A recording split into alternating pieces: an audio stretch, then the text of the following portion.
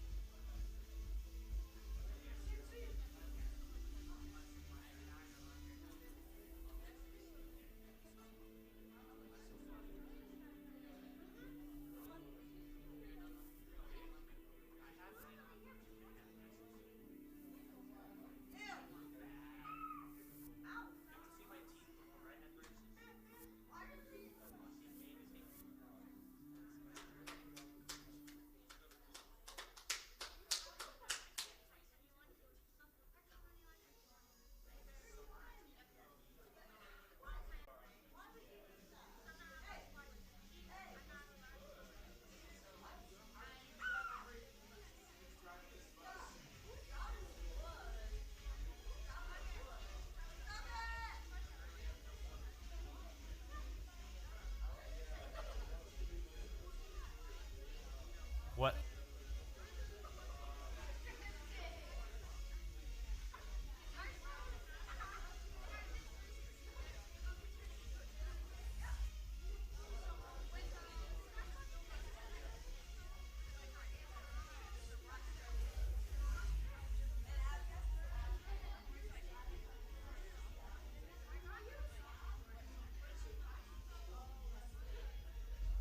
All right, guys. Real quick, this is for you.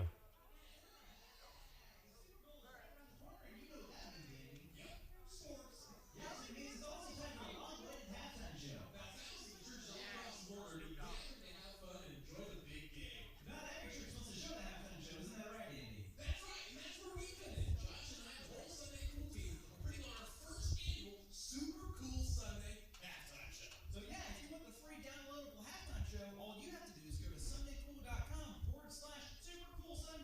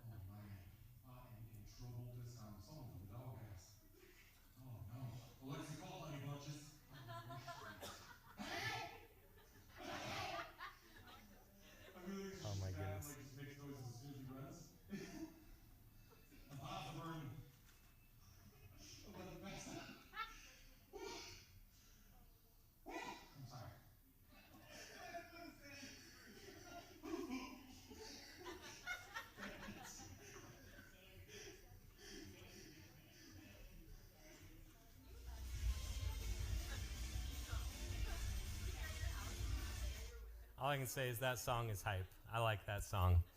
We should use that song all the time for everything. What do you guys agree? I want, like, every time I enter a room, that music to start playing. But how many of you guys ever seen a church sign that you were like, what in the world did it just say? You ever seen one? That's what these were doing. So everything that he quoted was literally off of church signs that they've found, that people have literally seen. Who is eating popcorn? I smell it.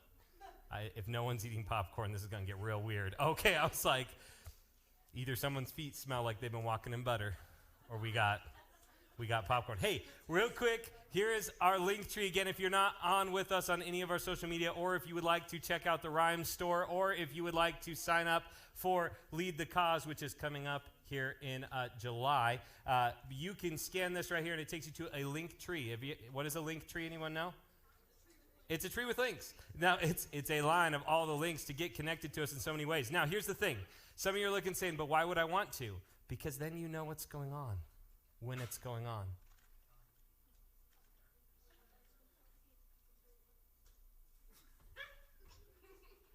So anyways, when in doubt, find one who will be terrified if you stare at them. And stare at them. It's okay. No, hey, so scan this. There's a link to sign up for Lead the Cause. Those either in high school. Now, remember, middle schoolers, coming up here, I'm going to have some sign-ups available for you guys for the 2 middle school camps that we are part of this summer. High schoolers, you could sign up if you're going, I can't do Lead the Cause, or I want to do Lead the Cause, but I also would love to go to a camp. We're also going to be at Maranatha Bible Camp first week of June, first full week. Second full week of June, we'll be there with middle schoolers. But first full week of June also is going to be VBS at the church. So any of you high schoolers that are like, or middle schoolers that like to serve in those things, are part of those things, think about that before you sign up and pay money to go to something, all right? So, we'll get into it more later. But here's the thing. I wish I had that guy's voice so I could do these announcements like, oh, oh.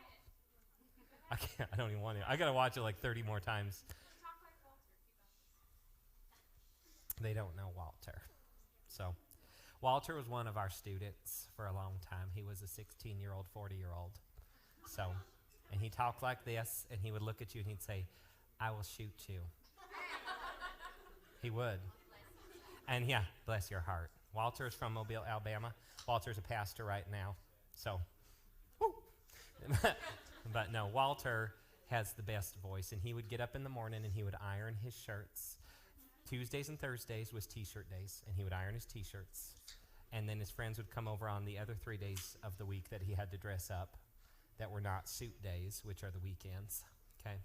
And I once saw Walter wearing sweatpants and riding a skateboard. I may or may not have photoshopped that, but no, Walter would iron all of his friends' shirts before school for them. I love Walter. So you guys miss Walter. Anyways, lead the cows. No, Lead the Cows 2022. Lead the cows. You get to do that all the time here on the farm. I lead the cows once. Now, one time Walter did announcements at our church for us, and Walter got up there. He's 16, and he said, I would like to do the announcements this week. And I said, sure, Walter, go for it. He goes, thank you.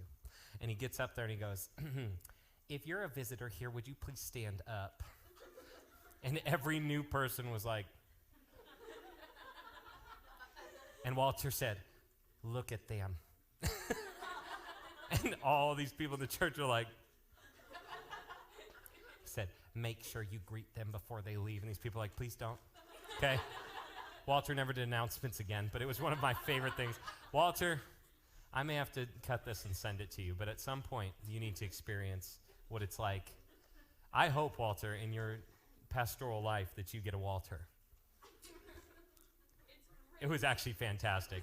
When you have a 16-year-old that comes to you and says, I have a proposal for the elder board that I've put together and I would like to be there at the meeting, and he did.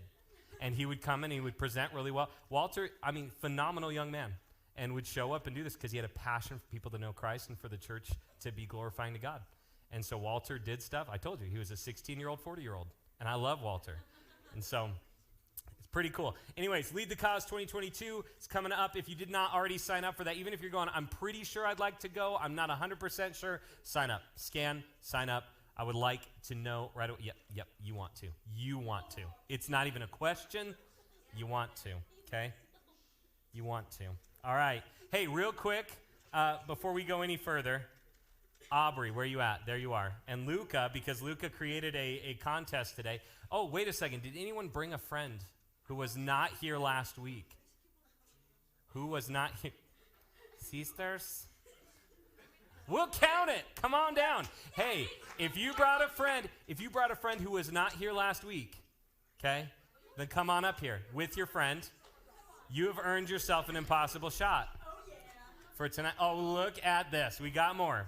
Also, if you're new here tonight, please stand up so we can all stare at you. No, you get an impossible shot. This is good. We're going to make this fun. Everybody, if everyone could wave to the back of the room and say, hello, Mrs. Peden. Now, if we can all say, you might want to watch out, Mrs. Peden. Especially when Luca's shooting, because the target is right there. So just so you're aware, okay? Now, Brooke's been on tour here shooting things, mostly photos, but not any of this. So we're going to see how she does. Now, Aubrey, remember, Aubrey won our Christmas photo contest, so she has 50. Then flip it that way. Well, look at that. Congratulations. This is awesome. Do you want this one or you want the bigger bow? Okay, sounds good. There you go. I've made it with this one. So Aubrey she can have up to 5 shots tonight. Okay, so we'll see how this goes. Are you ready? Get set. If you hit Luca, it's okay. Or I mean, not Luca. Actually, if you do hit Luca, it's okay. He's right there. Well, there's a target. That's where you aim. Yeah. You're going to hit Hayden. It's going to be great. Do it. Whoa! Too strong, comrade. Here, let's see if you can redeem your family here. Whoa. Hayden. It's okay, Hayden. I think he knocked it into tune, so it'll be all right. They already threw it up here. Shoot now. She's back there. Shoot, go. Okay, wait. It's too late. Yep, go ahead. Oh, she had the power. This bow shoots further. Yes, you can have the other bow. After I talk this bow up, you're like, can I have the other bow? Yes, you can have the other bow. That's all right, whatever. All right, let's get a chant going for Luca here. Luca. How about we just go, Lu, and then if he misses, we end it correctly. If he hits it, we get to say ka. If he misses, we say sir. Luca. We would never, ever do that to discourage Luca. You lost, though. I'm sorry, sir. Congratulations on your attempt. How's it going? Good. How are things in the Murphy household? All right. Yeah. Are you going to land in this one right in there? This would be, I'm all for it. Here he goes. Well, that was interesting. Any of you guys ever watched it was like flopping. Like, that was interesting. I think it hit your hand. What's going on with that? Well, that just looped. There you go. It's all fixed now. There you go. Everybody keeps throwing these things back up here and look at Hayden's face. He's terrified. Here we go. Whoa. She's not even aiming high enough for the... Whoa! I was too aiming high enough.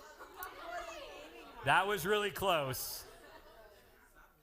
close. Aubrey, shot 1. How many shots do you want? 4 more. She wants all 5 shots. Grab an arrow. Of course, you take the one that's going to make all the others fall. How about you take the top one? It's a little curved, so you might want to straighten it. Or grab the green one behind you. There you go. Perfect. Shoot it. I think I just curved it the other way. Whoa. That was very close. Okay. All right, can Aubrey get this? Here we go. Whoa. Aubrey. It's okay. That's the defensive string of the year. Don't worry. He's really tough to beat. See, he blocked Hayden's throwback, too. Dude, I can't hold these right now. Okay. Last one. Let's get you a better arrow than that one. Let's do that one. That one right there. Thank you.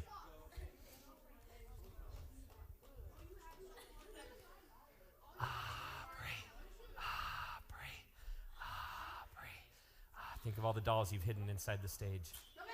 Oh, that was even worse. She hid dolls inside the stage. We'll call it the crypt for now. Well, this is where you take the bow and you extend your arm a little. Yep. How to shoot a bow. This didn't work. Well, you hook the hooks to the hook things. You almost had it. I don't even have my glasses on. Okay. Both hooks. Well, there's one. There's the other. There you go. Aim and, oh, she almost let it go. And that's a trash can. Okay, good try. Not your shot, just, oh, so if you're left-handed, okay, so you would flip it like that. Deal? Welcome, left-handy. I like this. This is good. I've been here before. I know, but I'm glad you're here as a left-handed. And I can't see anything. I don't have my glasses. That's perfect. So you just aim back there. You see the red blur? That's Hayden. Aim above Hayden. So, lefty, lefty, lefty. I'll stop, but they're going to keep it going. There it is. There it is. Oh, that was actually pretty close. That was not bad, but you still missed. I'm sorry. All right. There you go. Just shoot quick.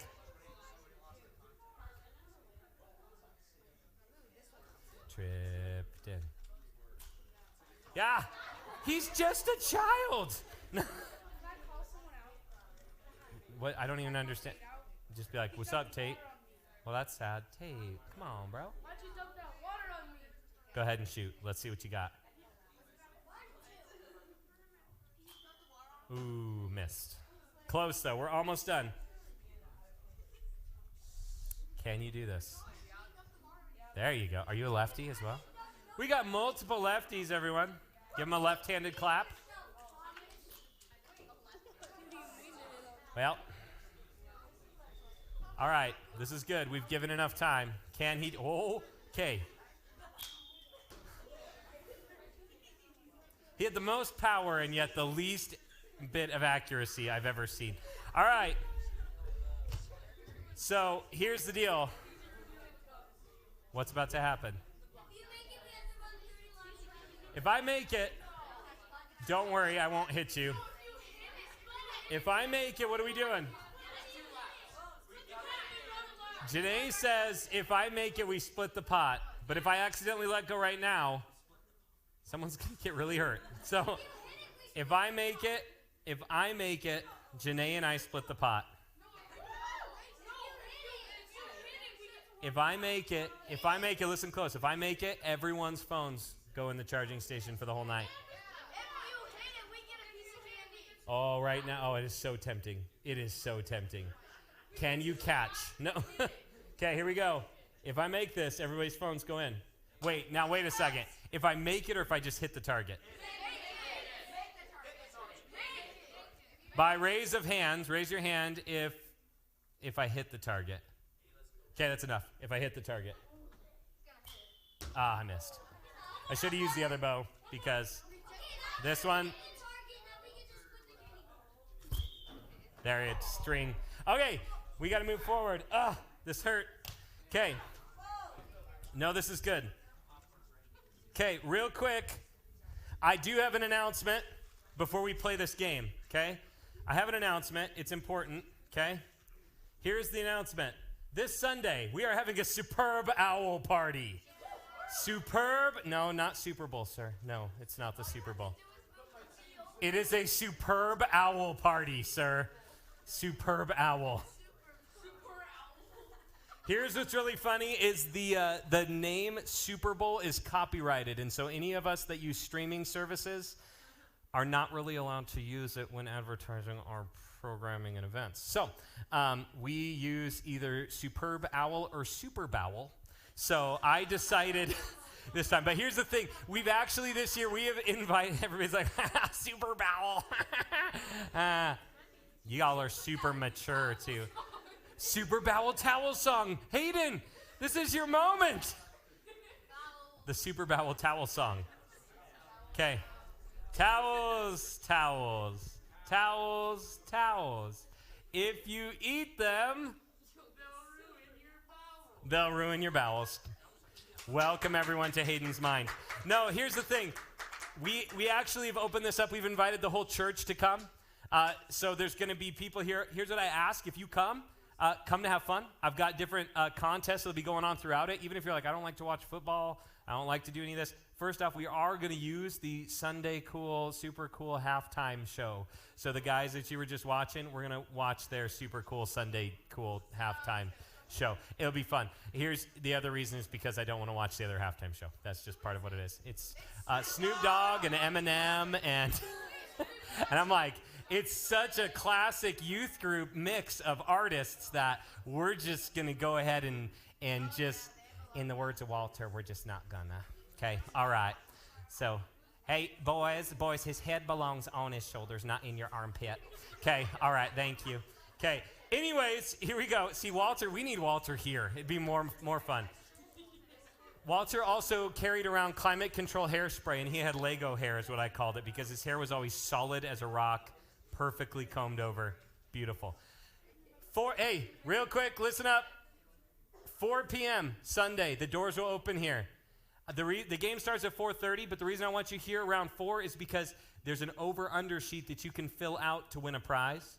There's also we have a Superb Owl commercial bingo that you can win prizes if you win, okay? So I need you here early enough to get prepped for those things. Also, bring a bag of chips or something that you could throw out on the table to share. Bring some candy, bring some little Smokies, bring something like that. If you want to bring a bunch of little meatballs on sticks, you can. If Ashton wants to bring his mom's delicious meatballs, but he has to make them and not her. Oh, gosh. I have the recipe. We make it all the time. Yeah. Yeah, because we went to camp there before we lived here. I came and spoke at camp, and we ate those meatballs, and Janae went, we can't leave without this recipe. And your mom was like, it's not even my recipe, and she printed it off of Google and gave it to us. What I love is that she didn't just give us the link. She printed it, and we still have the paper. And it is insane how much like meatball sauce is like fingerprinted on that paper from when you're like done making it, but you've been eating meatballs because you can't put the recipe away before you've tasted to make sure that what the Lord has provided is good, and it always is. Anyways, there may or may not be owls at this party. I have not hired any or found any yet, but we'll find out. But this little girl will be making a special appearance. If you did not know, that is actually Aubrey as a child. So, no, here's the thing. Bring something. Come join us. Going to be fun. There are going to be people from the church here, too. They're going to bring families. We'll have fun. I'll set up cornhole. We'll have all sorts of stuff going on throughout the whole building that you guys can have some fun here. A few hours. Come watch the game. Don't get crazy. If you're going to be crazy and ridiculous, I don't want leaders to have to be brute squad through this whole thing. So if you're going to be ridiculous, you're going to go home, and that'll be just fine with us. So if you're going to be here, please be respectful. Let's have some fun. Deal? All right? Did I order the security vests? We don't need them. I would rather you guys be unmarked. Oh, wait, who's going to win? Let's find out. Let's play a game here. Make some noise. Let's play the Superb Owl. Are you guys ready? Okay, here's how this is going to work. I'm going to give you a multiple choice question here. Why are you taking pictures of my Superb Owl? That sounds weird when I'm like that. That just sounds weird when I say, why are you taking pictures of my Superb Owl? Because did I say Superb Owl or did I say Superb Owl? Now that's out there for the world. Okay, here we go. The Superb Owl here. So here's what's going to happen. I'm going to need you to stand up here. Up front here, this is going to be choice A, choice B, choice C, and choice D. All right? So here's what happens. When the question comes up, you will need to quickly pick a corner. If you get it right, you stay in. Deal? A, B, C, D. Are you ready? Here we go. Question number 1. A quarterback can turn their head 60 to 80 degrees in each direction to scan the field. How many degrees can an owl turn their head either direction? All right. A, B, C, or D? Everybody's getting, you guys are all in A for 360? B, C is back there, or D, 5 seconds, 4, 3, 2, 1. The answer is B, 135. All of you sit down. I can't believe you all thought, you're like, owls can turn their heads 360 degrees. No, 135. Oh, owls? No, 135. So those of you that were still in, where are you at? You too. Okay, we have plenty of questions left, so here's the deal, though. You cannot pick the same answer. You have to be the first one to your corner. Are you ready? Okay, next question is this. How many football fields can a northern hawk owl spot prey from?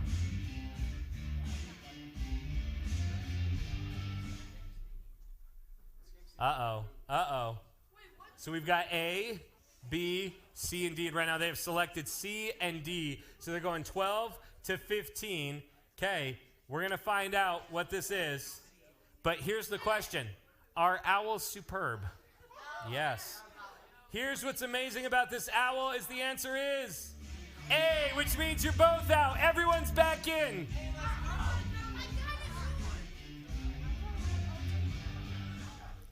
All right.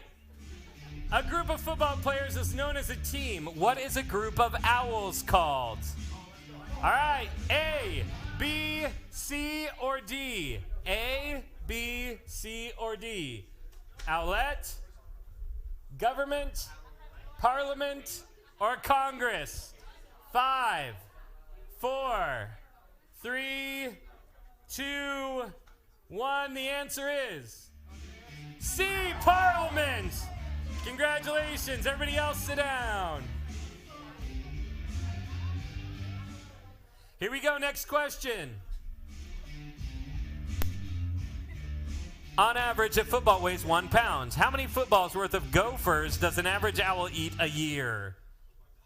How many footballs worth of Gophers does the average owl eat a year? I'm giving you 10 seconds. Is it A, 100, B, 135, C, 50, or D, 80? 5, 4, 3, 2. This one's good. We're split. 1. The answer is C, 50. Everybody else sit down. 50 footballs worth of Gophers a year. Wow. Owls truly are superb. That is one superb owl. Superior, you mean? See, owls would have known that word. Suburber. Eagles are suburbers. I like that word. That's good, actually. I am quite impressed. Okay, next question. The highest scoring NFL football game of all time had a combined total of 133 points. On average, how many mice does one owl score a year? A, B, C, or D? You got to get to your answer first. A, B, C, or D? We might not have a winner, but we might. 5, 4, 3, 2, 1. The answer is A. Everyone's back in.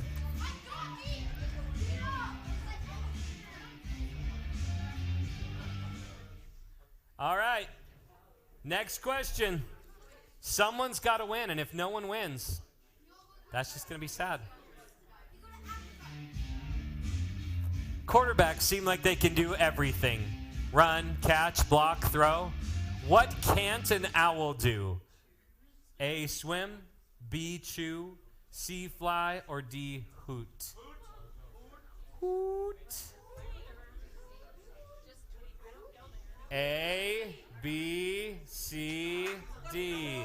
3, 2. Ashton's going for the win. 1. B, chew. Congratulations, you're all done. Everybody else sit down. For some reason, my watch just did a math problem of 3 plus 1 for me and said the answer is 4. As I said the answer is B, chew, it said the answer is 4. So, if that tells you anything, because this next question is this. Some football teams like to have multiple running backs to carry the workload. How many owls were used in the Harry Potter films for Hedwig? A, 2, B, 35, C, 13, or D, 7? 5. A, B, C, D. 5, 4, 3, 2, 1. All right. The answer is D, 7. Everybody else take a seat.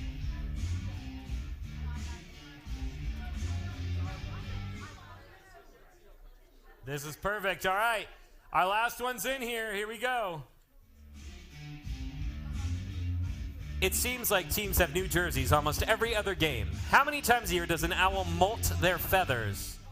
A, 1, B, 2, C, 3, or D, 4? 5, 4, 3, 2, 1. The answer is A, 1 time. Everybody else sit down. We are down to 4 people. No, you guys won. Those of you that were over here, you got it. You're in. I know you didn't think you were, but you stood in the right corner, guessing the wrong answer. Congratulations. Your mistake saved you, sir. Okay, are you ready? Next question. We're almost done here. The first football game was played in 1892. How old is the oldest depiction of an owl in human history? Is it A, 20,000, C, 30,000, B, 100,000, or D, 50,000? That was really confusing how I read that. A, C, B, D. A, B, C, or D? The answer is, he doesn't have to have his own, there's 5 of them. I never said that. The answer is C. Congratulations, we have a winner. Come on down. Congratulations. You have won. The question is, do you like Twix or Reese's more? Twix? Congratulations, sir. Way to go to be such a superb owl player. There were still more questions, but that's all right. Hey, let's transition here. If I could have the worship team come on up here and let's spend some time worshiping God. Everybody stand up. Come on up here.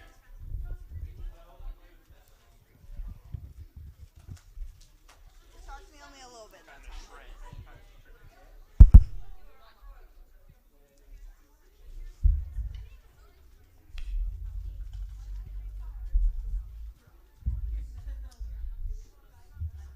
I tasked Lauren with finding a joke. Lauren, it has been 1 hour. Have you come up with a joke yet? I just have my joke from when I was young. Okay, do you guys want to hear my favorite joke from when I was little? Yes. Okay, ready? Knock, knock. Who's there? Lamp. Lamp potato. I thought it was funny.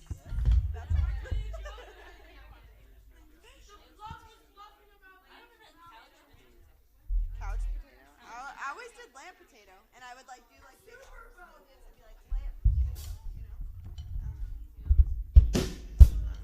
it's my favorite.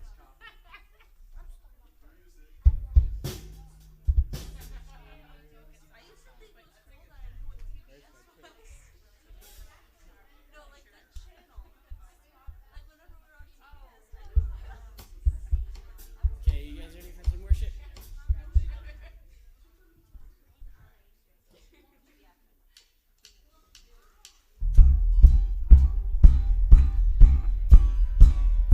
my restless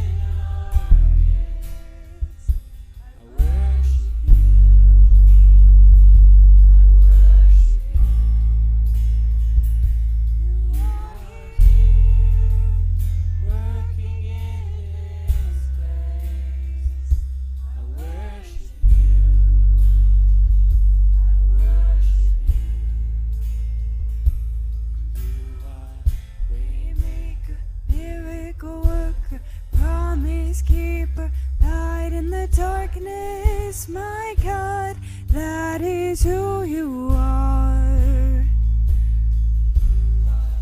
Waymaker, miracle worker, promise keeper, light in the darkness, my God, that is who you are. You are here, touching every heart. I worship you. I worship you. You are here, healing every heart. I worship you. I worship you. You are here, turning lives around. I worship you. I worship you. You are here, mending every heart. I worship you. I worship you. Waymaker, miracle worker, promise keeper, light in the darkness, my God, that is who you are. You are waymaker, miracle worker, promise keeper, light in the darkness, my God, that is who you are. You are waymaker, miracle worker, promise keeper, light in the darkness, my God, that is who you are. You are waymaker, miracle worker, promise keeper, light in the darkness, my God, that is who you are. That is who you are. That is who you are. That is who you are. That is who you are. That is who you are. That is who you are. That is who you are.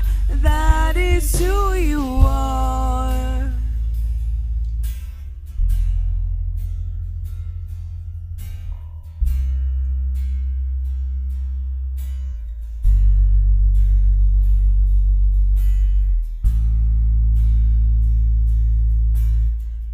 Even when I don't see it, you're working. Even when I don't feel it, you're working. You never stop, you never stop working. You never stop, you never stop working. Even when I don't see it, you're working. Even when I don't feel it, you're working. You never stop, you never stop working. You never stop, you never stop working. Even when I don't see it, you're working. Even when I don't feel it, you're working. You never stop, you never stop working. You never stop, you never stop working. Even when I don't see it, you're working. Even when I don't feel it, you're working. You never stop, you never stop working. You never stop, you never stop working. Waymaker, miracle worker, promise keeper, light in the darkness, my God, that is who you are. You are waymaker, miracle worker, promise keeper, light in the darkness, my God, that is who you are. That is who you are. That is who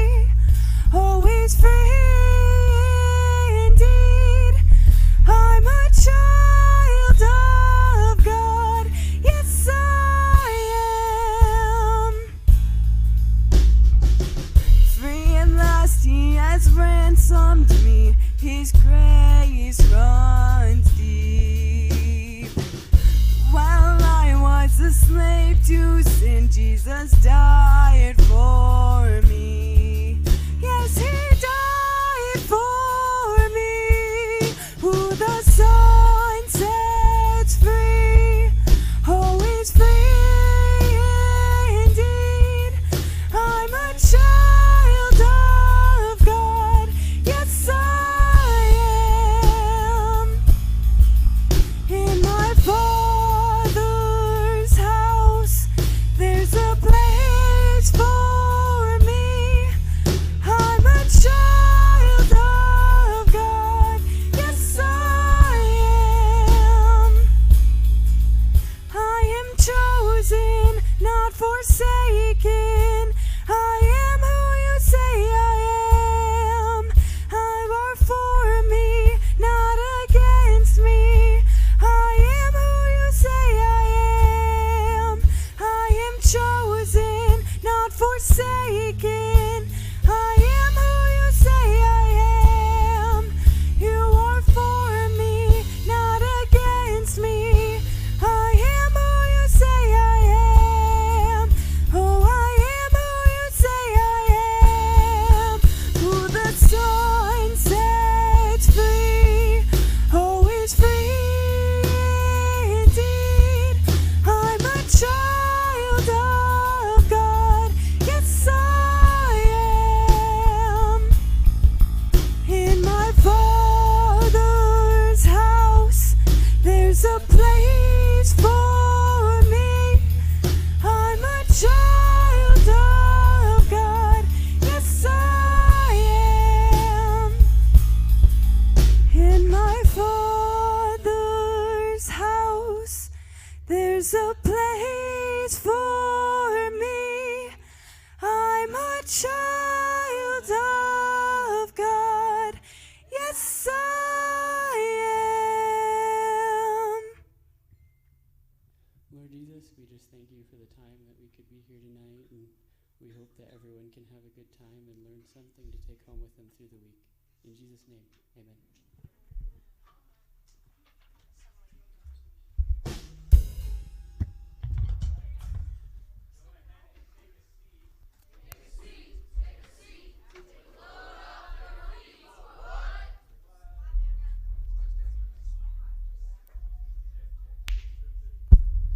Check, check. Hey, there it is.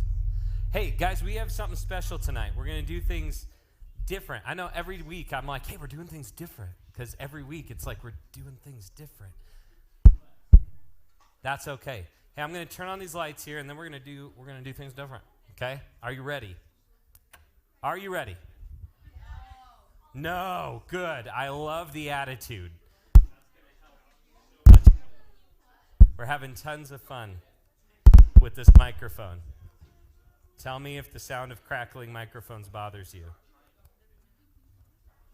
Mildly. Okay. So again this week, my name is not Ben, it is Benata. Okay? Because I am Ben and Renata. Landon jumped up and actually ran camera after. It was crazy. At one point, DJ was running camera, and then the next thing I knew, Landon was running camera. And I thought DJ had just gone back in time, is what it was like. He just got up there to run camera and just turned into a teenager again. That's what it was. What? Oh, I thought you were saying, Ben, like something was wrong. I'm like, what did I do? What happened? Am I still doing the Walter voice without knowing? Okay. Hey, no, tonight we got something special. Oh, boy. Unable to reconnect. This is not good. I have to have this. Everyone, take 5 quick breaths for me. Not that quick. That's scaring me actually a little bit. Let's try this again. Let's try it again. Here we go. This right here. This is good. This right here. This is good. Now I just need this next part to be good. And it's not. This is not good. It will be, though. No, hey, real quick. Tonight we're doing things different. We're still doing questionable, okay? But we actually have a special guest tonight. I already introduced you guys when you warned her. But tonight we have Miss Lisa Peden here with us, and she's here from the DOVES program. And so she's actually going to give us, kind of talk us through a lot of different stuff tonight, I would ask that you guys be respectful, that you pay attention, that you listen, because what you're going to hear is extremely important. This is it's a privilege for us to get to have you here tonight, and a privilege for her. She was excited about this. She reached out to me going, okay, I'd really like to do something with the youth and getting involved in something with this, and it was perfect context and perfect timing on everything. And so she's actually going to go through and kind of talk to us about different things with relationships, and then she is going to answer 6 of those questions that she went through the list and picked out and said, I would love to answer these using a lot of the stuff that they offer through Doves. And so I would ask if you guys could be respectful, but also let's give her just a warm welcome as she comes on up here.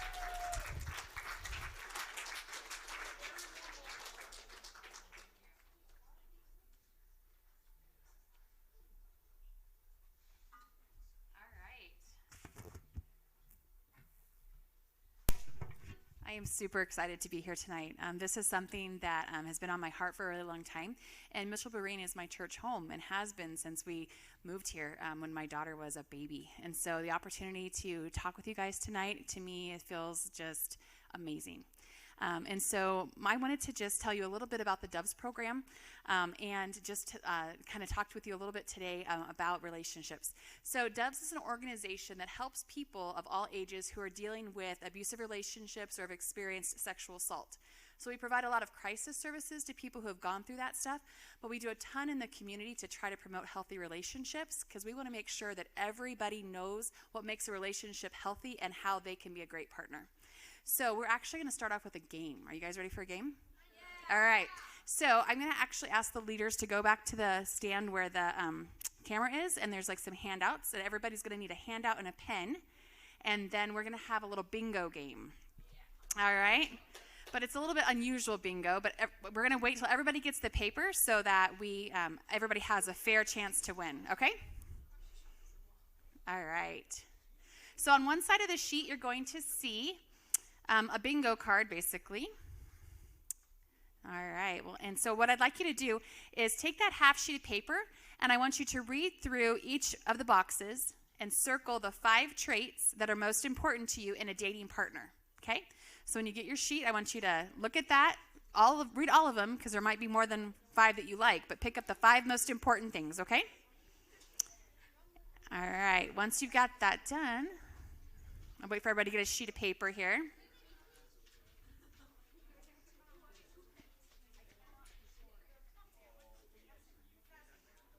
All right. Uno más. All right. Does everybody have one yet? Almost? Okay. So read through this side that has all the boxes and circle the top 5 things that are most important to you in someone that you would date. Okay? Top 5. When you're done, I want you to hold your paper up. So I'm going to wait till everyone's done before we do the next step, okay? Yep, on that side. Yep, just the side that has the dating bingo, okay? Circle the top 5 things. Most important. Perfect, thank you. Just circle those. When you're done, hold your paper up so I know that we're ready to move on. All right, one's done. Sweet. Top 5. All right.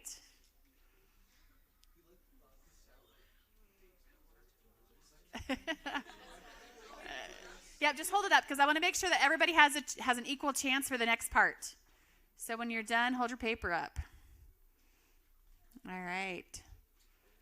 There's a few people still working, right? Yeah, exactly, right? All right. Okay. Is everybody done? You circle the 5 most important things to you. Okay? All right. Okay, I think everyone's done. Is everyone done? Are we ready? Okay, so the next step is you are going to take that piece of paper and you're going to find 5 different people in the room that have circled one of the same things on your sheet. And they're going to initial that box, okay? So no cheating, no cheating. You can't have one person sign multiple boxes. You have to find 5 different people that share something in common with you about what they want in someone that they date. Has everybody got the directions? Okay, 5. Oh, did you guys start already? No, initial it with your pen, right? Yeah. Yep, just write your initials. All ready? 5, 4, 3, 2, 1, go. Oh, and when you find the first 3 people to run up here with their sheet signed, get a prize. First 3 people to run up when your sheet shouldn't be signed already. You haven't even gone to see anybody. You're going to have to get up. You're going to have to find people. Find people.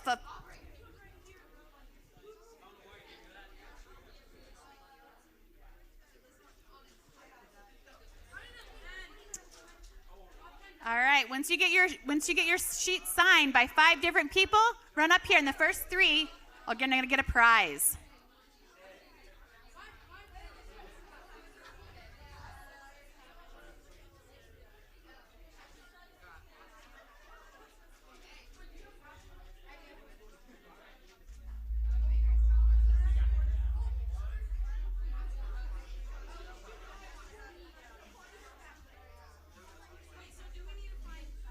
Five different people. Are you done? Oh, okay. Are you done first? 5 different people? All right, Hayden, and then Melissa, okay? I got one more prize. But stay up here for me, okay? I want Hayden and Melissa to stay up here. Okay, we've got one more prize. Fine.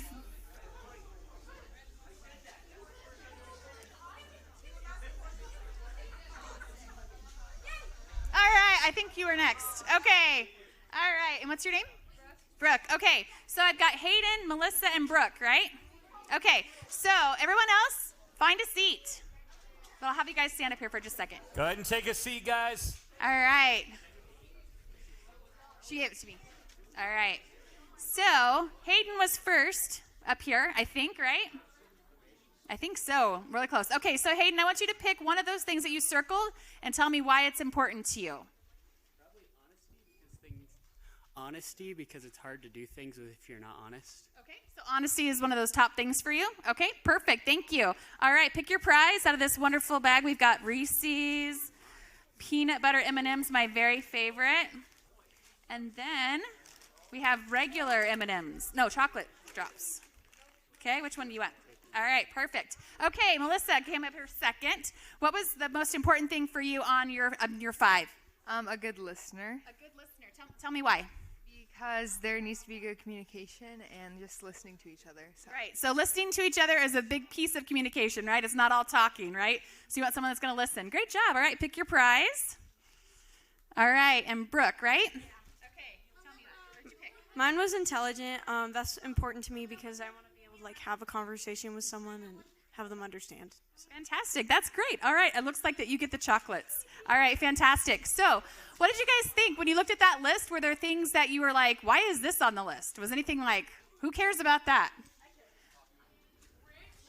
Rich. So rich didn't matter in yours, right? You're like, who cares about that? What else? Popular. You may not care about popular. What else?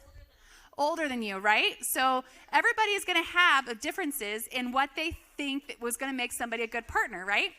But I wanted you guys to take a look at and think about, what do you really look for? What's important to you, right? And what kind of a person do you want to be? If you are going to be dating someone, what is going to matter to them, right? So if honesty is really important to you, then you have the responsibility to be honest, right?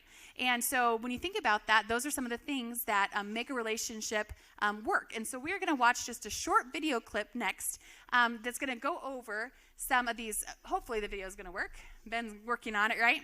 And so this short video clip, I want you to pay attention to just the different things that they're talking about healthy relationships, about unhealthy relationships, and about abuse, okay? And then we're going to share a little bit more, go through that after the video, okay? All right. If you ever feel a little lost when it comes to relationships, don't worry, you're not alone. When we just named, we're airdropped into the world of love without a parachute and without an instruction manual. In this series, we're going to explore relationships and troubleshoot issues that come up when things aren't all rainbows and unicorns. Today, we're going to define healthy, unhealthy, and abusive relationships. So, why are some relationships more harmonious than others? Well, it comes down to qualities. Non-negotiables, otherwise known as essentials or must-haves, are qualities that must be present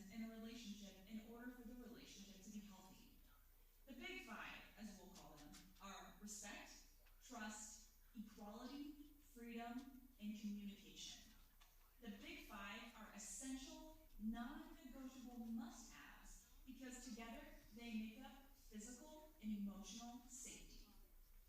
Non-negotiables are also important because they guide our choices. You should have other non-negotiables as well, ones that are personal to you. They might include certain personality traits or shared interests, values, and goals for the relationship. Being clear on what your non-negotiables are will help you choose partners who are a good fit for you. Not everyone will be, and that's okay. So, what about unhealthy relationships?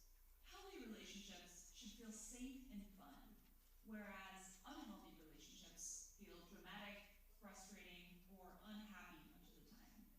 In unhealthy relationships, the big 5 non-negotiables are weak or inconsistent. Unhealthy relationships are characterized by a lot of drama, miscommunication, jealousy, inconsiderate behavior, frequent arguments, poor boundaries, or manipulative tactics like the silent treatment are common. If your relationship feels this way, there's a good chance that you and your partner just aren't a good fit for each other. So when does a relationship cross the line from unhealthy to abusive? In abusive relationships, the physical and emotional safety net created by respect, trust, equality, freedom, and communication is absent. In addition, one partner uses violence or abuse behavior in order to gain control over the other, which completely violates the big 5 non-negotiables we've been talking about. Abusive behavior can be physical, verbal, emotional, or sexual in nature. Sometimes it's loud and explosive. Other times it might be subtle and hard to explain. It's always manipulative, and ultimately it all boils down to control. Controlling how we think, feel, or act, controlling what we do and how we see ourselves, controlling who we talk to, where we go, how we dress, or even who we are as a person. Abusive partners gain control by making us feel bad about ourselves and manipulating our emotions. They might set unrealistic expectations and humiliate us when we can't meet them. They might isolate us from our friends, put us down, blame us for everything, or make us feel guilty for having boundaries. They're often very jealous and possessive, keeping tabs on us or limiting who we can talk to. They might violate our privacy by demanding our passwords or looking through our phones. If we try to bring up how we're feeling, they might minimize the damage or deny that it ever happened. To make things even more painful and confusing, they might be absolutely wonderful some of the time, which keeps us hoping and hanging on. If you're in an abusive relationship, you might feel unworthy, depressed, anxious, confused, or fearful. You might feel extremely uncertain about everything, or like you're losing your mind. If this is happening to you, please know that you're not alone. It's not your fault, and you deserve so much better. If you're fearful of your partner or constantly walking on eggshells, please talk to someone about it. Okay, that's a quick rundown of healthy, unhealthy, and abusive relationships. Your homework for today is to make a list of your own personal non-negotiables to guide your future relationship choices. If you're in a relationship, take stock of how it's going. How does it rate in terms of the big 5? Do you feel safe and happy? Or is it a roller coaster of drama all the time? We'll dive even deeper into these topics in future episodes. Until later, she says, ta-ta for now. All right. So I want to ask you guys, what were the top 5, or what were the big 5 that she mentioned? Respect, trust, what else? Equality, freedom, and communication. Excellent. So actually on the sheets of paper that you guys have, they're on the reverse, right? So those top big 5 are the things we're going to talk about tonight, because I think the biggest piece sometimes is that we focus on, like, we can recognize when someone may be hurting us by hitting us, right? Or by calling us names, but we don't necessarily know what a healthy relationship looks like or how it should feel, because we're new to relationships, right? We all have to learn, right? And so when you think about respect, how do you know if someone respects you? Shout it out. How do you know if somebody respects you? Say that again. They look at you, right? They're giving you eye contact. How else? How else do you know if someone respects you? They acknowledge your existence, right? Okay, what else? They listen, right? They listen to what you have to say. So when someone will respect you, they listen to you, they affirm you. What do I mean by affirm? They lift you up, right? Right? So when they affirm you, they're lifting you up. They also respect when you tell them that something makes you uncomfortable and they stop doing it, right? So if they respect you and you say, oh, you know what, I don't like that, they're going to stop doing those things, and they're showing you that they're listening to what you have to say. And they're going to respect your boundaries, right? So what does trust look like in a relationship? What do you guys think? Go ahead. Right. Not keep tabs on each other. Trust that they're going to do the right thing, right? So it's kind of that underlying belief that this person is going to think about you and think about what matters to you, and that they're going to prove themselves to be faithful, right, or loyal, right? So one thing about trust is that I think that oftentimes people who you can trust they're real, right? They're authentic. They're not fake, right? They're not two-faced. So when you can trust someone, their words and their behaviors line up, right? So have you ever been around people that they say one thing and then they do another, right? That's totally untrustworthy, right? So when you think about someone who's a partner, you want someone whose behavior and their words match up, right? That's how you know you can trust them. And people that you can trust admit when they make mistakes and they apologize, right? So if you know you can trust somebody, if they make a mistake, they're going to try to make it right with you, okay? What about equality? What do you guys think about equality in relationships? Go ahead.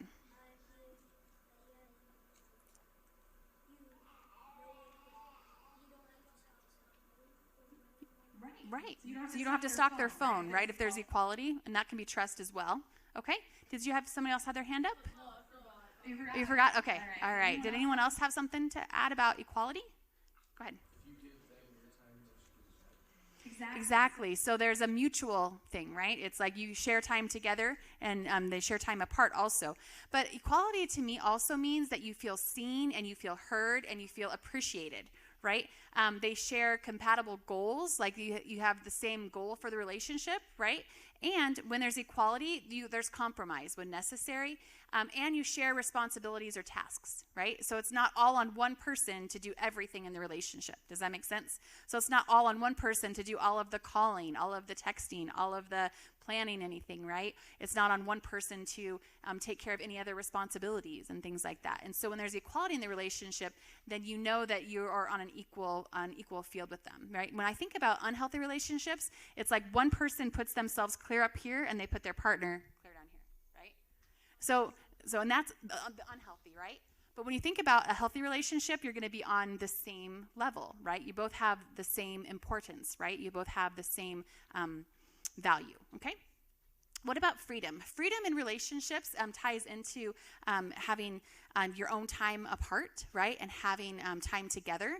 Also, when you have freedom in a relationship, they're going to encourage you to spend time with your friends and family, right? So when there's freedom, you can be who you are, right? You can do what you like, like the things that are interesting to you. You can explore those things, and you're not necessarily controlled by them because they want you to be your own person, okay? And then communication. Communication, I think, was two of the things that we talked about with our top ones, like honesty, right, was as a part of communication, right, and listening is a part of communication. So oftentimes we don't necessarily communicate real clearly with people, or we're not always 100% upfront with them because we're nervous, right, or we're unsure of what to say or what to do. But reality is that you really need to be able to communicate honestly and clearly to have a healthy relationship. So if you have a partner that can talk to you about problems and they feel safe talking to you about the problems, then that's where you have that emotional safety. Do you remember where they said, like, you have the big five, then you have physical safety and emotional safety, right? So physical safety makes sense, right? Like, I can understand that pretty easily. Why do you think emotional safety is important? What do you think? Right. So there's no mental abuse, right? So you feel emotionally safe, which means you feel safe sharing your thoughts, your emotions, your feelings, right? And you're not worried about this person putting you down or being negative towards you or making you feel bad about yourself, okay? So I wanted to talk a little bit about boundaries, because boundaries are really the guidelines that we establish for ourselves to help us feel safe, respected, and comfortable, right? So those are the guidelines we establish for ourselves, or our boundaries. And so when you think about this, boundaries, we have physical boundaries like personal space, right? Like how close we want someone to be to us, right? Or we have boundaries, physical boundaries like for physical affection or for privacy. But we also have emotional and intellectual boundaries. And that protects our thoughts and our feelings and our opinions, right? And so when somebody disrespects us by putting us down or putting down our thoughts or opinions, they're really crossing a boundary with us. Does that make sense? So you have the right to feel safe and comfortable and respected. And when someone is pushing those boundaries, then that's where it crosses the line into unhealthy relationships. Okay? So what was the big key takeaway from unhealthy relationships? They were filled with tons of what? Drama, right? Tons of drama. And drama, is like breaking up, making up, yelling, fighting, all kinds of jealousy, or even this idea that jealousy equals love, right? So someone is jealous, and then that means that they love me, or they care about me, or they're afraid of losing me, right? And so sometimes we spin jealousy to mean like, this means they really care about me and I'm important to them. When in reality, jealousy is not about that at all, okay? So also in unhealthy relationships, besides the drama, there's a lot of manipulation, right? So that's the idea of like using someone's feelings against them or their vulnerabilities. All of us have sore spots in our lives, right? We all have places that kind of hurt, or like, we are worried about, or things like that. And so an abusive person or a manipulative person will use those things against you, right? Maybe those are guilt trips or lying, or it's pressure for sex or things like that. So anytime someone is trying to manipulate you, and that is a situation that shows you that's really unhealthy.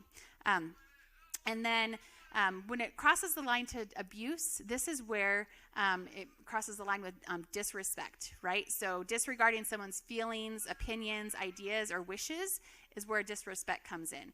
And then what would it look like? What kind of controlling behavior would you see in an abusive relationship? What do you guys think? What might they try to control? What do you think? Everything they do. Everything that you do, right? Even wrong, they hit them. Mm-hmm. That's true. There are situations where physical abuse does happen in relationships, right? Not all relationships, but it does happen. What else? What else might somebody try to control? What do you think? Isolate you from other relationships, like from other friends, right? Or your family, right? What else? What else might somebody try to control?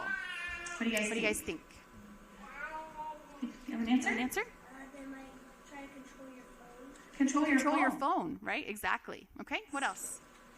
Like when you're at school, like from guys or something. Mm-hmm. They're gonna try to control who you talk to, right? And make a big deal out of if you have friends that are of the opposite sex, right? Okay. What else?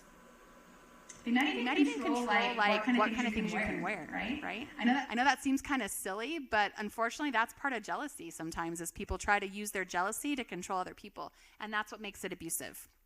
So when a relationship is abusive, there's a lot of inequality. So there's a double standard, like something is okay for them but not okay for you, right? Or the idea that like what they want is more important, and so what I want is more important, so you're less than me, right? That whole idea of I'm up here and you're down here, right? That's where it crosses the line into abuse. And then when you think about somebody who is untrustworthy, this is somebody that lies, they don't follow through on their commitments, or they disregard your boundaries or what's okay for you. And then I wanted to also talk about extreme jealousy and possessiveness. So possessiveness sounds a lot like another word, possession, right? What is possession? What is a possession? Something you own, right? So if someone is treating you like they own you, are you an equal partner to them? No, right? You're almost like an object to them, right? So that if I own you, then I can control you and I can do what I want. So when somebody uses extreme jealousy and becomes really possessive, this is where they use all of their jealousy to try to control another person to and to make an excuse for how they're acting, right? And so one of the things that I wanted to make sure that you were aware of is just that we want the healthy relationships. We deserve those healthy relationships. We deserve to be treated with respect. We deserve to be treated with kindness, right? We deserve to have trust and equality and freedom and good communication, right? And so, yes, we can recognize all of the negative things, but I want you to also focus on what can you do to be a good partner? Like, how can you show respect to somebody else, right? How can you be trustworthy? How can you treat somebody equally, right? What kind of a partner do you want to be? And then what kind of a partner do you want to have, right? Because oftentimes we don't necessarily know. Like she said, we're dropped into this and like, oh, now it's time for relationships in our lives. How do we know, like, how these work? And oftentimes we don't necessarily learn it very much anywhere, right? It's just kind of like trial and error, right? So I wanted you guys just to have an opportunity to think about like what's healthy, what makes it work for you. And so I wanted to point out too that Doves does offer services to people who are going through abuse, right? And I've worked with people that are 12 and 13 years old, unfortunately, that are going through an abuse in relationships. And I've worked with people that are 80 that have gone through abuse.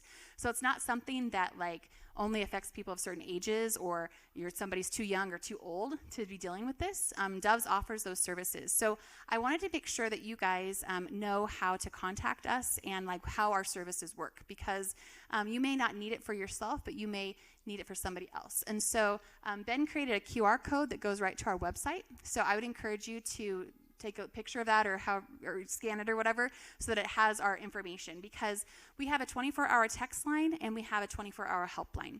So all of our services are free, and we are able to keep most things confidential. So I want you to understand that we are able to keep most things confidential, but when someone's under the age of 19 and they tell us they've been through abuse or neglect, or we think it's happening, under Nebraska law, we do have to make a report about that. And the purpose of reporting is really twofold, right?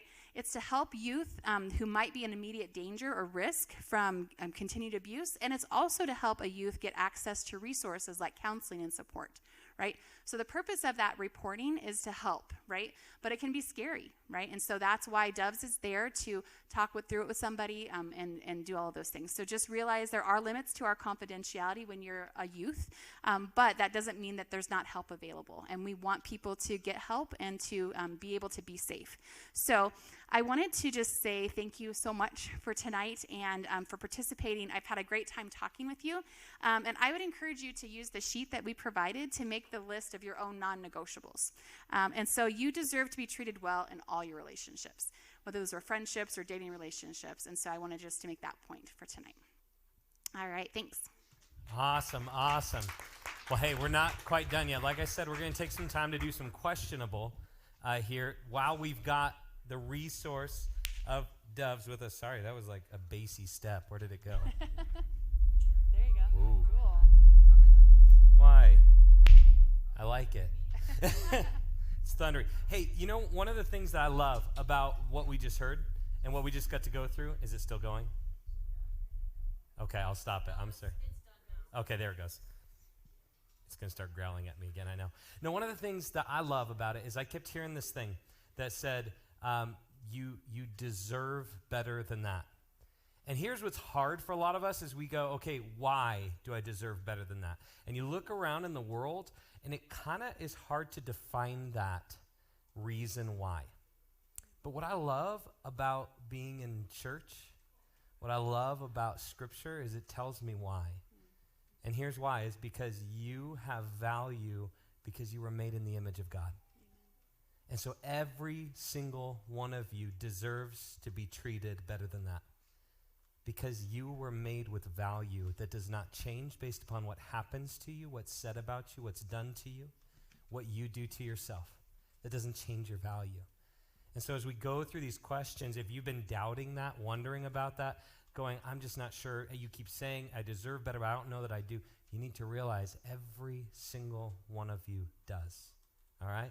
So we're going to answer these questions. Actually, I'm not going to answer them. We're going to let Mrs. Peden answer these. And this has been fun for me. I like this, sitting in the back and everything. But now we got to do this.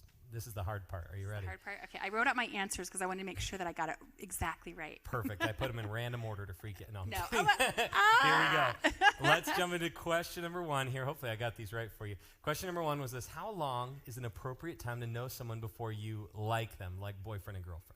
Okay, so here's some of these are my opinion, right? So I'm going to share my opinion with you. I really don't think that there's a specific amount of time you need to know somebody, but I think it has to do more with like how much you know about them, like, and how much, like, how do they treat other people, Like, how do they handle conflict? What are their values? You know, do you have similar interests?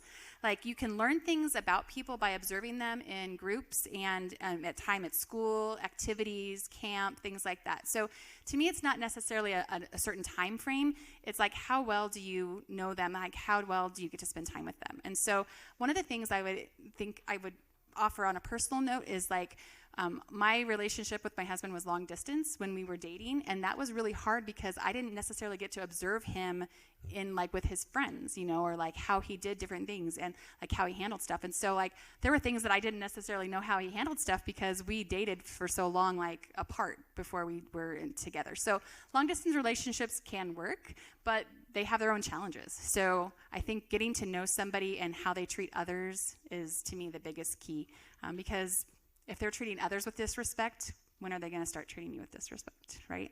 So. Absolutely. I want to add to that. I love this.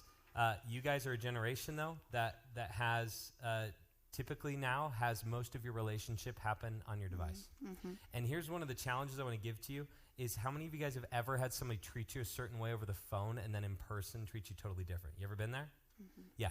Realize something about that. It's real easy to say whatever I want to hear, to put on a good show here, and then in person to completely ignore you. Some of you guys have dated someone for weeks or months that you never talked to in person, even though you saw them all the time.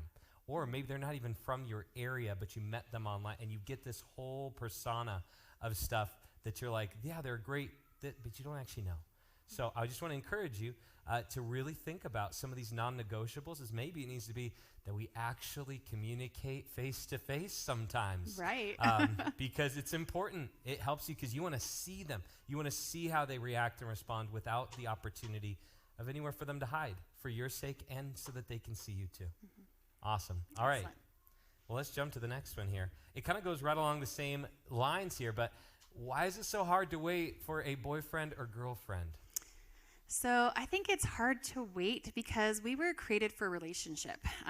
First, for a love relationship with God, and then for a relationship with others. So that desire for a relationship is God-given, and it's a good thing, right? But it can be really hard to wait because we may see other people around us having those relationships. But waiting for a godly boyfriend or girlfriend is really going to give you the best opportunity for a healthy relationship, right? And so, sometimes we see like other people's relationships and we kind of idealize them and we think, oh, my life would be just so much better if I had a boyfriend or girlfriend, right? Or I would have all these opportunities or things like that. But really, having the companionship of a boyfriend or girlfriend can be fun and exciting, but relationships are also an investment, right? So you're investing your time, your energy, all of those things in there. And relationships require trust and communication, and for believers, a shared faith. Right? You need a shared faith. And so it can be tempting to really try to hurry God's timeline, but dating someone who doesn't share your values can really set you up for a heartbreak. And so to me, those are that's my take on that, is why it's hard. That's awesome. But why it's worth it waiting for what God has. I'll just tell you from my own story, and at some point, if you want to, we'll get into that. I chose not to wait. My parents, like everyone else in my family, all four of my siblings, they were given like a day where it was like my parents sat them down and went, we'd be okay with you dating. My parents still haven't told me it's okay. And that's because I hit 7th grade and I just did it. I just started dating people and hiding it from my family. In 8th grade, I had 16 girlfriends throughout the year. Well, I was not a great person. But here's the thing that you got to understand is that's not something to praise. Mm-hmm. Because I was using them from my own feelings, from my own security, from my own identity that was completely based in lies. Mm-hmm. And so the reason why it gets hard to wait is exactly what she said. We're created for relationship, and there's one that's more important. And when that relationship is right, these relationships work so much better. So that's what I've experienced in my own life. Reconnecting. Here we go. Let's jump to the next one. This is the one I put out of order, but I'm going to skip it, and we'll come back to it when it's time, all right? Okay. It's the long one is the one we'll skip till the end, okay? Here's one that's not really a question. It's more of a statement, but I think you're going to respond to this one. Okay. I don't know what to do if she has no interest in me. That can be tough, right? That could be super tough. It can be really disappointing when you're interested in someone romantically and they don't even feel the same way, right? That's disappointing. It can be difficult to accept, and it can be hard to let go of what you hoped could happen. But trying to convince someone to date you is just creepy and counterproductive, right? It's just plain creepy. I don't know. I'm kind of old, so I don't know if creepy is the right word, but to me, it's like creepy, you know? So, and it's counterproductive because if you have to convince someone that you're right for them, then you're always going to be having to convince them something, right? And like, so you're out of balance. Like if someone likes you and you like them, then you're like in a, there's a balance, right? And there's a it's mutual, right? But if you're trying to convince someone, then you're just going to be, it's not going to work. So freedom is really required for affection to develop, right? And so no one wants to be pressured. And if you're in a situation where you really like someone, they're not interested in you, you may have to like stop spending as much time around them just to give yourself a time to kind of let that go and move forward, because it doesn't work to try to pressure somebody, but it's hard. I'm not going to say it's not hard because it hurts because you really do like them. So absolutely. So I spent my 4 years of high school not dating anyone because I was told by a youth pastor friend of mine. He said, "Hey, with all that you decided to do in middle school, you should take a break so that you can start learning why you like girls, why you like them, not just that you like them." It's clear that you like them. You don't know why. So I went, sure. But here's my problem is there was a girl I had a crush on, and I pursued her through all of high school, all 4 years, and it was difficult because she did not pursue me back. And so I would be really nice to her. I'd buy her stuff. I would do this. And I was the creepy guy, okay? I was. You're like, you still are, okay? So I was that guy. Now, we were really good friends. But here's the thing that I can just tell you is while there was not all these hard feelings on her side about stuff, for me, it hit a point where I was like, okay, it's her senior year. I was going to take her to prom. I already had ordered my fully pink tux, which was amazing, okay? Show you pictures sometimes. You're all like, what? You have no idea what you're missing out on. Okay, but here's the thing. I decided this is it. I'm going to go and I'm going to ask her out. I'm going to do this. I'm going to get bold and I'm going to get real, and I'm not going to just be dropping all these subtle hints that were not so subtle now that I look back.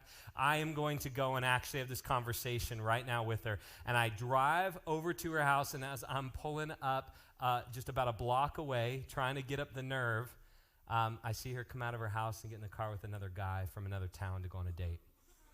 And it broke my heart. But you know what's crazy is then I got to school the next day. My heart's broken. Everybody in our class is all mad at her for what she's done because they all knew. But here's the thing is that was me pursuing and forcing and trying to make her like me because I liked her. And it caused this blow up in our entire school over something that wasn't her fault at all. It was creepy guy's fault. Okay? But that's the truth is I look at it and I lived this. Where it was like, I didn't know what to do. You know what's amazing? It was 3 months after that I met Janae. God had a reason. But love at first sight. No, Janae actually thought I was weird. The first thing that I said to Janae, apparently, first words I said to Janae were, wow, that was the easiest number I ever got. So she says this. I agree with her because she's my wife and I love her. I don't think it actually happened that way. Okay.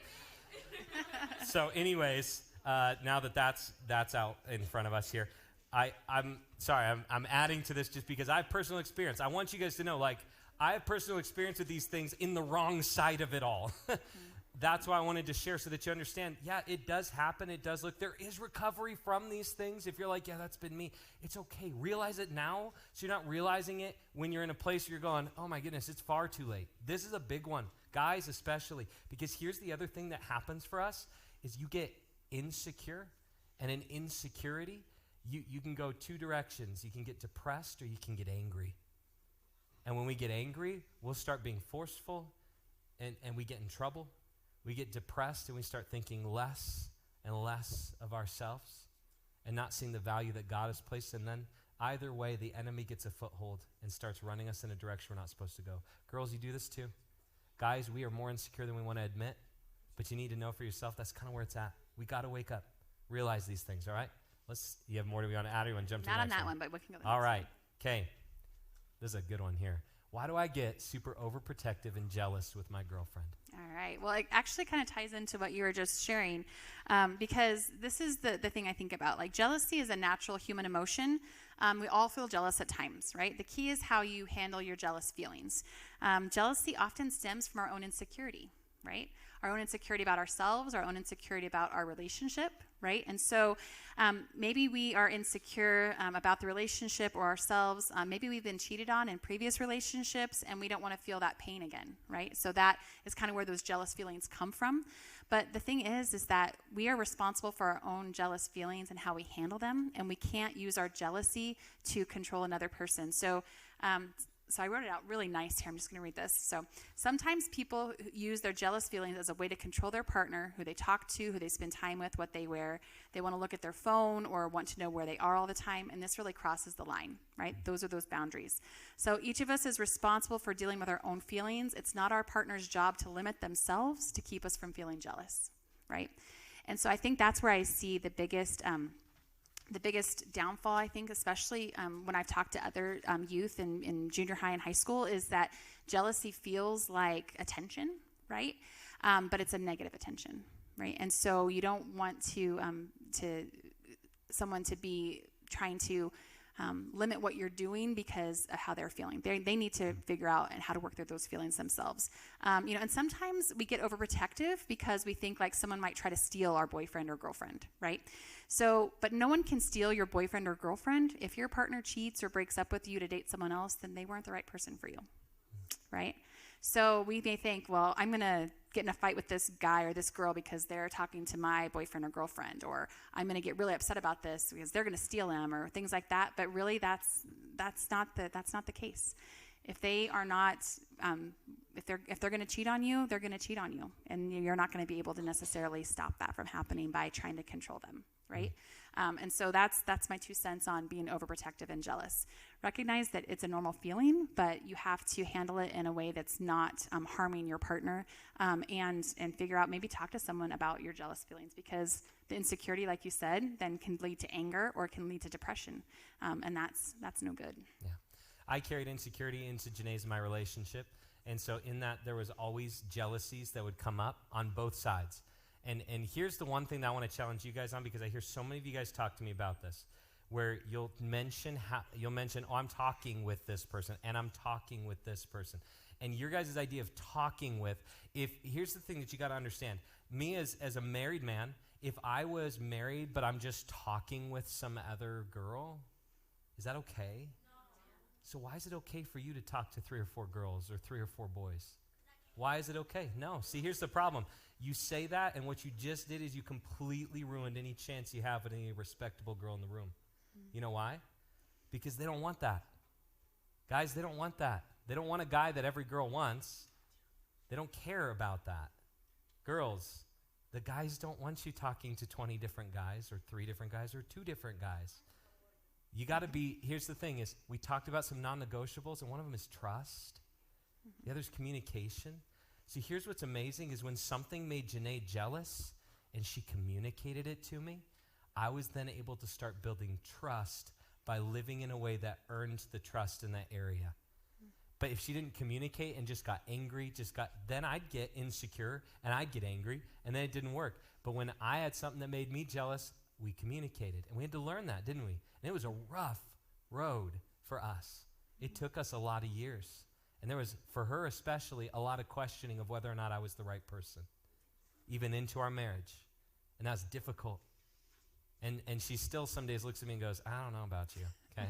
But I'm seriously, I don't either. I see myself in the mirror and I go, I don't get it. But so here's the thing, okay? I just want you guys, I want you to be real. I want you to be real about this and understand that you don't, the jealousy thing, we don't have to let it run, but you also don't have to be the one who's constantly causing it just to get the attention. Know what your tendencies are and realize that your tendencies that come from your flesh or from your sin nature are going to be sinful. And battle those. Live differently than the world around you because you're supposed to, because you represent something different, all right? Let's move on to this next question here. What if you get lied about something very important to you? What is going to happen, and why put me through this?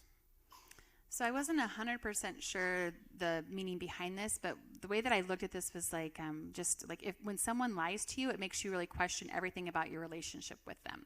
So you've trusted them, and now they've shown themselves to be untrustworthy.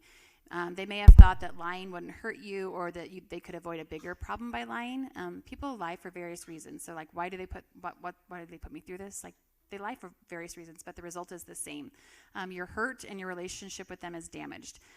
It's hard to know what the fallout is going to be from their lie, but your pain is valid, and it may help to talk to somebody with a trusted adult. You know, if you've gone through this where you've been lied to and now you're worried about like what's going to happen with this. So I just think that trust can be rebuilt in relationships sometimes, and sometimes it can't. And so that's something that you have to think about. That's why being honest and trustworthy is so important, because when you break that trust, then you may cause damage to that person and that relationship that may not be able to be fixed. Absolutely. I spent the first, I know I keep going back to my story, but I wanted this interaction for this purpose. I spent the first several years of our marriage still struggling with the pornography addiction that I had from 6th grade. And it was from 6th grade, I went 14 years in my life where I battled into this. I was a youth pastor doing ministry, struggling with pornography every day, but I couldn't tell my wife that. I couldn't tell the pastors I worked with that. I couldn't tell somebody that. So what did I do? I lied. And here's what's crazy, is when you have something like that that's hidden, guess what you do? You lie about everything. I lied about everything. I remember one morning, Janae goes, "Hey, did you brush your teeth today?" Because here's the other thing, is when you have stuff like that in your life, you tend to not mature. And so at that point, I'm an adult. I've been married for a few years, and I'm still needing someone to mom me because I wasn't living mature, because I wasn't growing, because I was hindering myself with hidden stuff. And Janae goes, "Did you brush your teeth?" And I went, "Yes, I brushed my teeth." She goes, "Are you sure you brushed your teeth?" She's probably smelling my breath, okay? And I'm going, "Yes, I brushed my teeth, Janae." She's over there touching my toothbrush, which is completely bone dry. She's like, "Are you sure?" And I'm getting angry. Yes, and I would not just admit, no, I didn't. See, I felt this need to lie about everything, because if I started to lie and that became my instinct, if I started to lie and then I told the truth, I might unravel the entire web. So I lived insecure. My mouth would fill with these sores that would last 6 to 8 weeks. They were stress ulcers. I would constantly my blood pressure was high. I developed a heart murmur from all the energy drinks and stress I was under. I had all this physical manifestation of the stress of trying to keep up this performance just so that I would not have to do this. And so Janae asked those questions a lot of, why do this to me? What do I do in this? And so any of you that have been through that or are feeling like you've been lied to about something, there's someone sitting right back here who's experienced that in major ways, who would be great to sit and talk to about, how do I recover from this? How do we build trust from this? And I'll just tell you, I had to get willing to live a completely inconvenient life for the sake of building trust again. And it was so worth it. It was so worth it. So some point we'll give more details on kind of how that worked in our story. But I just want to challenge you guys. It's sad when I always have to tell the sad part of the story, that it's like, yeah, this was me, but that's the truth. It's just what it is. And you know what's amazing? I can sit up here now and freely talk to you about it because it doesn't have any power over me anymore. Amen. I love that. I have found freedom, true freedom in Christ from this junk, from the lying, from the pornography, from everything else that went along with it. And I can sit up here and talk about it freely without any shame, any guilt. If you want to experience that, I'd love to talk with you about what's holding you back from it, all right? Okay, let's jump. I think we got, what do we have, one more question? Yes. One more. This is the long one, all right? These are phenomenal questions, by the way, guys. I've shared these questions with a few people, and everyone keeps looking at it going, holy cow, how old are these students? I'm like, oh, that one was written by a middle schooler. And I'm not just guessing. I do know what some of your stories are, so when you write questions, I know some of you who it is, and that's okay. It's just because I know you, and we love you, and we pay attention to you, but it's amazing. Guys, I appreciate you being real with these questions. So here we go, last one for tonight.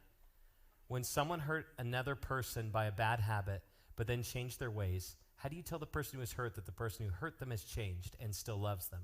How do you tell a hurt person that the person who hurt them is getting better and that the situations will continue to get better? Is there a way to tell the person that things will get better? All right. So it really sounds to me like the person who wrote this really cares about the two people that are dealing with broken trust in their relationship.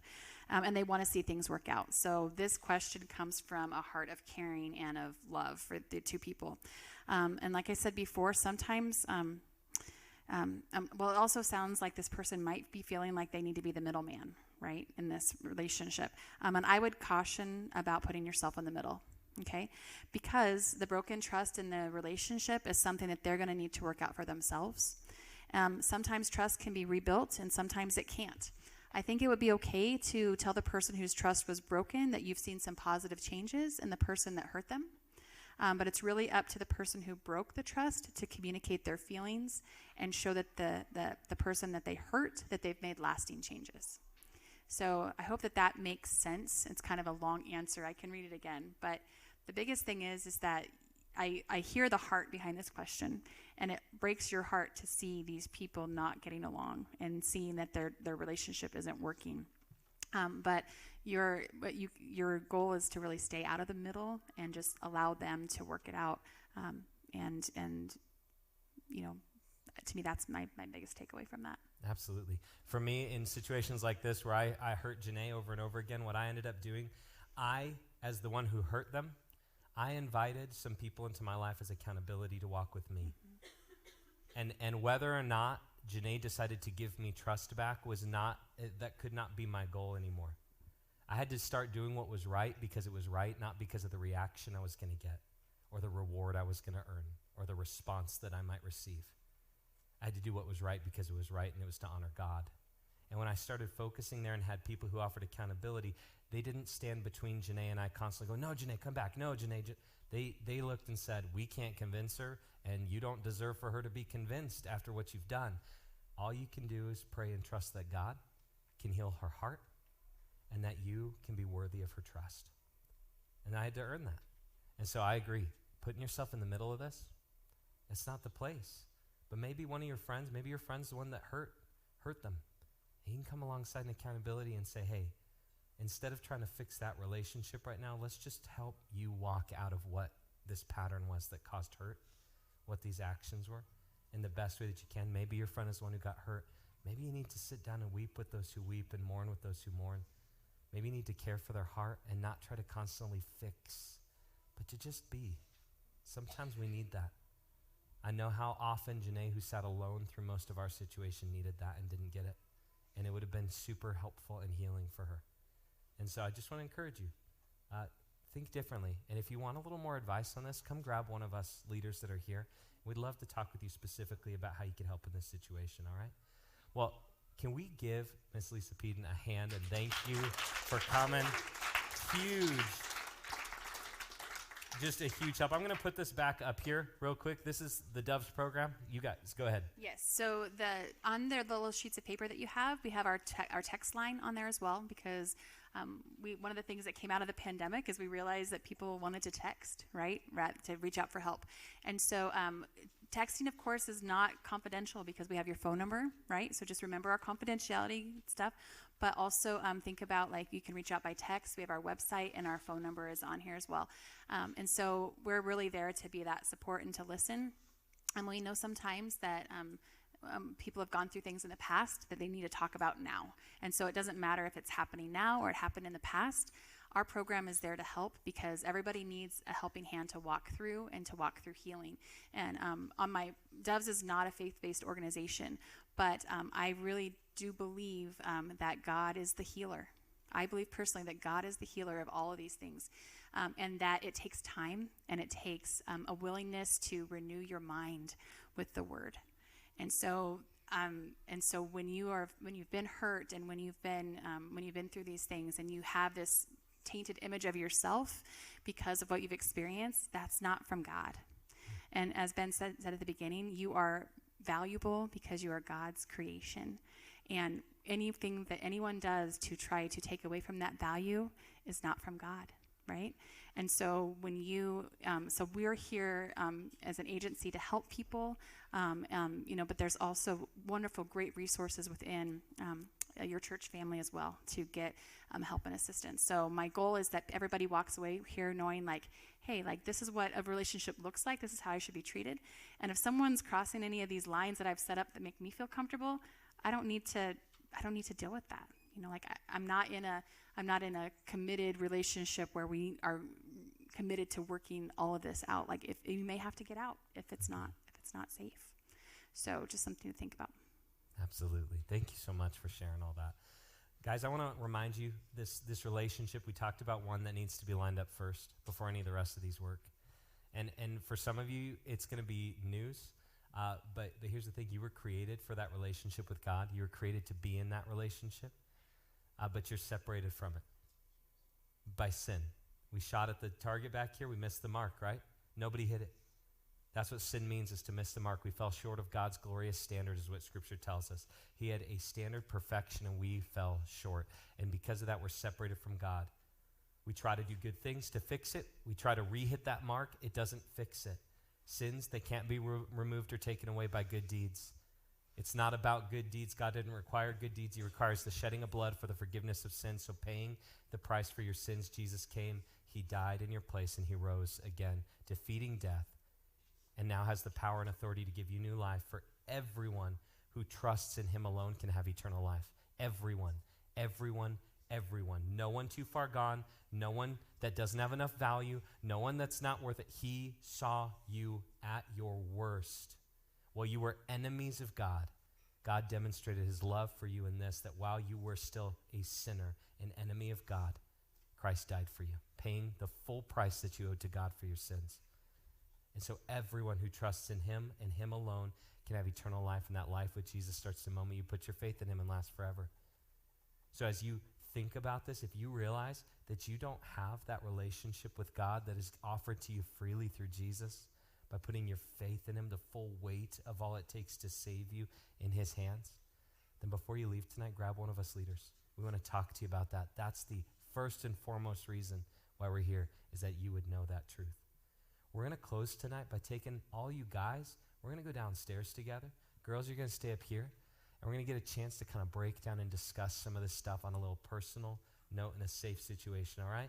So real quick, I'm going to pray, and then let's jump into those groups, all right? God, we thank you so much for the opportunity to be here. I thank you for the DOVES program and for Miss Peden coming and sharing with us and giving us these answers, God, to these questions that just, God, to see your word throughout, to see your heart throughout, and God, what a joy to know this. And I pray, God, for any that are struggling, that are in rough relationships, that are in relationships, God, that are just full of drama and noise, or even, God, that are full of abuse. Would you open their eyes to see that you have something better, something greater, that you didn't design for this, that in the brokenness that they're walking in, that's the result of sin in the world, and you have something greater for them. God, help them to be bold enough to open their mouth, to seek help, to seek answers, to get out, God, for the sake of freedom. And I pray, God, that if anyone here has not yet put their faith in you, that you would draw them by your Spirit to yourself today. God, that today would be the day of salvation, that they would find hope and life in you through Jesus. God, we praise you for tonight. In Jesus' name, amen. All right, guys, let's jump downstairs for the last 10 minutes. Girls, you're up here.